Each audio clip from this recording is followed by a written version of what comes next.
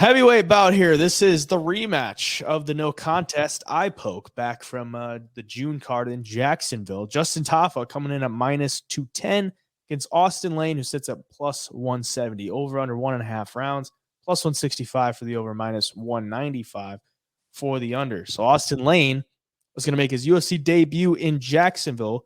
That's where he was on the Jacksonville Jaguars. So it's kind of like a homecoming for him.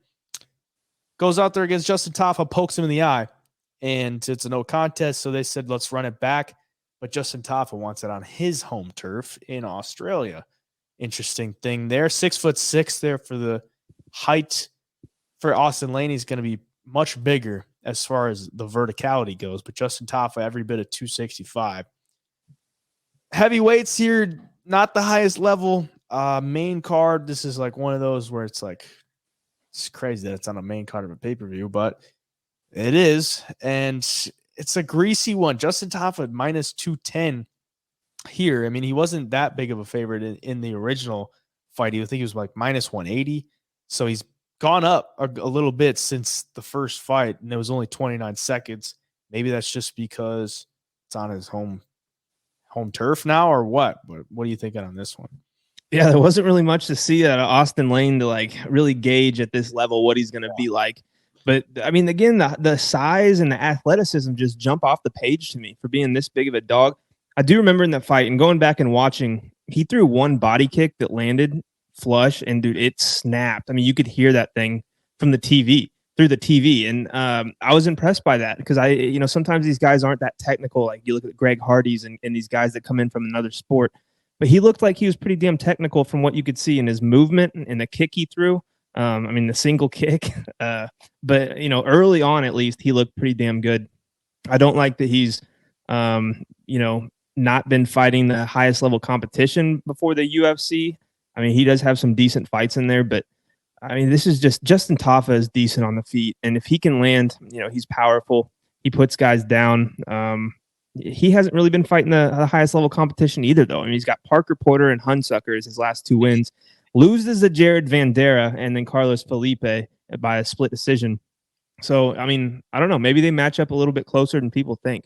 I don't think Justin Tafa is necessarily a world beater by any means. I think Austen Lane definitely has a chance in this fight. I think the athleticism, like if he has a good game plan, and, they're both kind of getting the double training camp for each other, right? Because the first fight was 29 seconds and gets rescheduled for 293. So maybe Austen Lane, more time to put in a good game plan here. Just don't get in close, don't get caught. Use your athleticism to, and your size, obviously, to stay at distance and land those big kicks, land some good shots, and get the win. So it's interesting for sure. It's hard to bet on Austen Lane, though, being that he's, a former NFL player coming to the UFC. We've kind of seen this story before. So that makes it tough. But I do think it could be a close fight.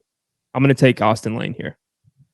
Yeah, I don't hate the dog, honestly. I think it's probably dog or pass because Justin Tafa really just hasn't impressed all that much. Like you said, like Parker Porter, Harry's Hunsucker, like I get Austen Lane ain't like the highest level of heavyweight, but I would probably say it's a little harder to knock him out being 6'6" than the 6 foot Parker Porter who's going to stand in front of you and take it.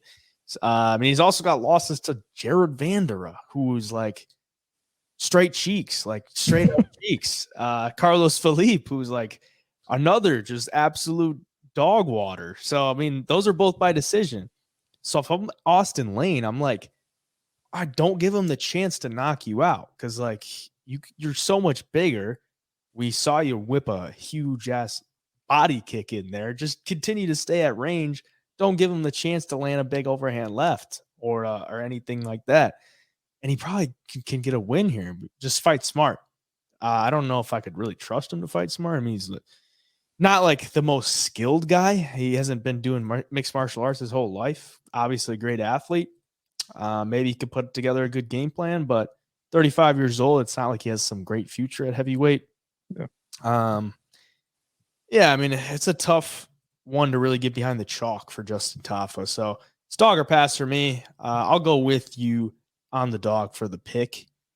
Originally, I did have Justin Tafa in the first fight. But yeah, I just don't really like it. Just don't like it whatsoever for that price. And Junior Tafa Austen Lane would have been the fight to make, not Yeah, Justin. that'd be better. That'd be better. That'd be a lot of fun. Junior is at least 6'3". He's got some good kickboxing. Yeah. Like Justin Tafa, solid kickboxing, but like different with Junior. So not as much athleticism. yeah, exactly.